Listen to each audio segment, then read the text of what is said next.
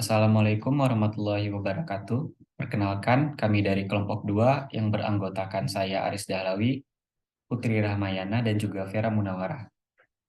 Pada kesempatan kali ini, kami ingin mempresentasikan hasil kerja kami, yaitu tugas untuk ujian tengah semester tentang bootstrap.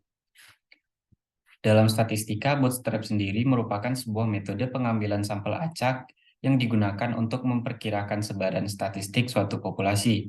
Metode ini melibatkan pengambilan sampel berulang kali dengan pengembalian dari sampel asli, sehingga menghasilkan sejumlah besar sampel yang berbeda-beda.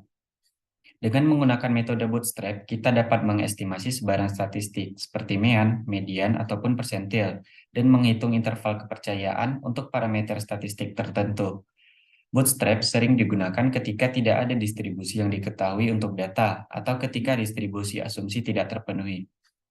Bootstrap sering digunakan dalam analisis data dan juga dapat diterapkan pada berbagai bidang, contohnya seperti ekonomi, kedokteran, dan sains sosial. Metode ini sangat cocok dan berguna untuk membuat kesimpulan statistik yang lebih akurat dan valid, terutama ketika sampel yang digunakan terbatas atau tidak cukup besar. Selanjutnya, langkah-langkah yang kami gunakan pada tugas kali ini sebagai berikut. Yang pertama, melakukan rekapan data dan scoring data, yang mana data ini kami peroleh dari kuesioner yang sudah kami buat. Langkah yang kedua yaitu bootstrap data dengan resampling sebanyak 1000 kali. Langkah ketiga, penentuan jumlah sampel bootstrap. Langkah keempat, mendapatkan hasil dari bootstrap dan melakukan analisis dari data tersebut. Selanjutnya, untuk langkah-langkah bootstrap dapat dijelaskan lebih detail oleh Putri Ramayana. Kepada Putri dipersilahkan. Itu adalah langkah lengkap yang melakukan bootstrap.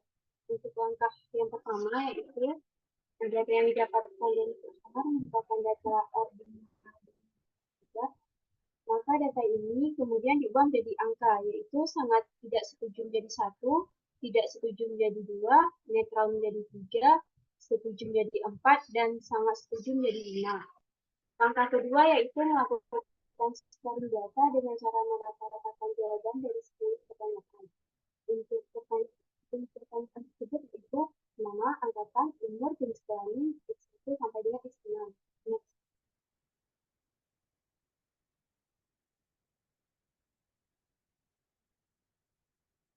Untuk langkah ketiga yaitu memanggil data scoring yang sudah dihitung terlebih dahulu pada CSV. Untuk sintaksnya yaitu nama data sama dengan di CSV dalam kurung pet data. Karena dalam bootstrap ini hanya menggunakan variabel mean scoring, maka pemanggilan datanya yaitu database rank mean scoring. Untuk langkah keempat yaitu menentukan jumlah sampel untuk bootstrap, yaitu N sama dengan 1000. Untuk sintaknya yaitu sampel data yang didefinisikan dengan database variabel mean scoring yang dilakukan di sampling sebanyak 1000 kali dengan pengembalian sampel, yaitu refresh sama dengan true. Untuk langkah kelima, yaitu menjalankan function bootstrap terlebih dahulu. Untuk sintaknya dapat dilihat pada gambar. Next.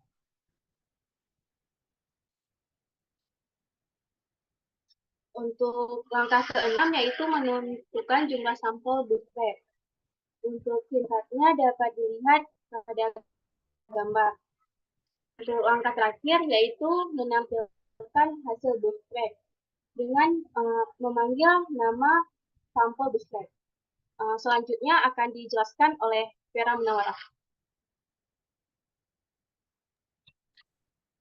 Selanjutnya saya akan menjelaskan terkait dengan analisis deskriptif. Analisis deskriptif itu sendiri berguna untuk membantu menggambarkan atau meringkas dari poin-poin data. Dari sini kita dapat melihat dari visualisasi histogram, box plot, Kiki normal plot, dan plot sebaran data. Next. Untuk yang pertama kita dapat melihat summary statistik atau ringkasan dari data. Pada data bootstrap ini, kita dapat melihat bahwa nilai rata-ratanya sebesar 3,84 dengan nilai minimumnya sebesar 3,78 dan nilai maksimumnya 3,89. Selanjutnya, visualisasi dari histogram. Pada histogram data bootstrap ini kita melihat bahwa histogram ini berdistribusi normal karena polanya ini tidak simetris atau tidak menjulur ke kanan dan menjulur ke kiri. Selanjutnya, kita melihat visualisasi dari box plot. Pada box plot ini yang digunakan ialah data bootstrap dengan garis curve tepat berada di tengah box, maka itu dapat dikatakan data bootstrap ini berdistribusi dengan normal. Namun terdapat beberapa pencilan. Selanjutnya, visualisasi dari Kiki normal plot.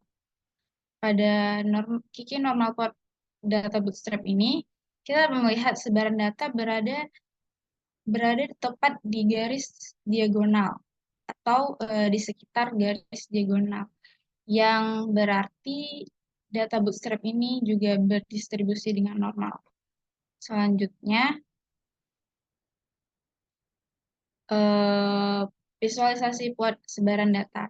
Dari plot sebaran data ini menggunakan data bootstrap, kita melihat bahwa data menyebar dari nilai 3,80 hingga 3,92. Dan sebaran data ini membentuk pola sistematis. Untuk menutup presentasi ini, saya kembalikan kepada Aris. Terima kasih, Vera. Sekian pemaparan dari kami. Apabila ada salah-salah kata, kami mohon maaf. Saya akhiri. Billahi taufiq wal hidayah. Wassalamualaikum warahmatullahi wabarakatuh.